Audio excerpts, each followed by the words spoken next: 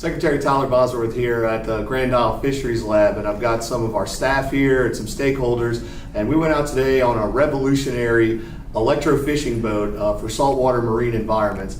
And so what we were able to see today was a variety of different fish that we're usually unable to catch in our seine nets for seine nets for sampling, and it's just a revolutionary technology that I'll let some of these folks talk about.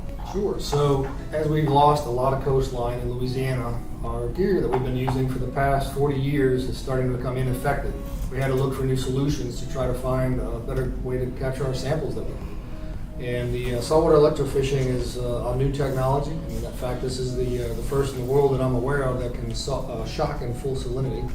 The company has been working with us for the past 3 years with testing and development. We finally have the full product, and it allows us to actually go into the same places we normally would sample with the seine net and get a much better sample that's representative of actually what's there.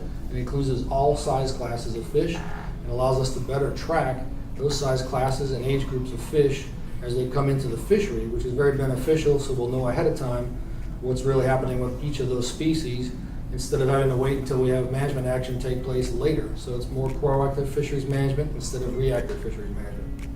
I'm Ryan Montague, the Assistant Secretary, Office of Fisheries. We're fortunate in the Office of Fisheries to have really talented staff and directors that really need tools, the best tools available to do the best science so we can monitor and protect and conserve the fish populations of the state. This is one of those tools, and it fills in gaps in the data that we didn't have before, allows us new opportunities to do some really amazing things and to keep Louisiana at the forefront of fisheries management. Once you see it in action, there's no doubt we have to have several of these to really responsibly manage coastal fisheries for Louisiana. It's the next step. As Chris said, being able to document annual recruitment and then project out what perhaps creel limits and bag limits should look like is what responsible management looks like. And this administration, in particular the governor, the secretary, assistant secretary, and your staff, what we saw today is sort of the culmination of a lot of planning. I had the opportunity to speak with the folks from Midwest, and this started, as he told me, about 8 years ago. And then it started with actually a research project from the department.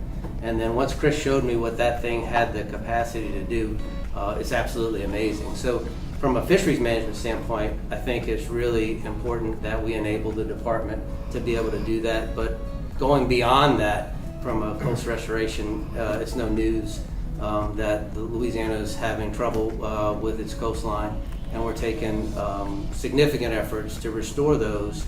And in that process, there's a lot of folks that have concerns about perhaps fisheries displacement, fisheries movement, what have you. This technology allows us to go and sample in places we haven't been able to sample before, but maybe more importantly, sample pre-project and then post-project, and really be able to put real numbers behind just and eliminate speculation.